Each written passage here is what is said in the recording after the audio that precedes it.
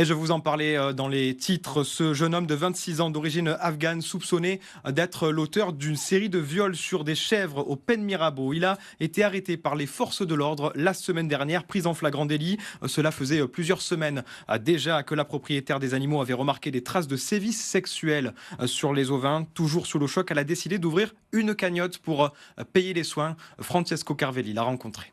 C'est la fin d'un calvaire de près de 2 mois pour Cassandra et ses équipes au sein de son refuge situé au Pen Mirabeau. En février dernier, elle découvre une chèvre, les pattes attachées. Elle suspecte alors bien des choses, mais sans imaginer tout de suite le pire. Après 4 plaintes déposées au commissariat, l'installation de caméras sur son terrain, Cassandra apprend qu'un individu commet des abus sexuels sur au moins 5 agnelles en l'espace de 2 mois. C'est dans la nuit du 9 au 10 avril que les policiers de la BAC arrêtent l'homme en flagrant délit sur l'un de ses animaux. Si cette arrestation est un soulagement, le traumatisme, lui, est encore bel et bien présent pour Cassandra et ses équipes. On est encore sous le choc, encore plus parce que on se rend compte que tous les faits ont été réels. À un moment donné, on s'est demandé si on n'était pas complètement fous nous aussi, que c'est pas possible qu'il arrive ça sur les Pen Mirabeau dans une petite structure. On a environ un peu plus de 200 animaux.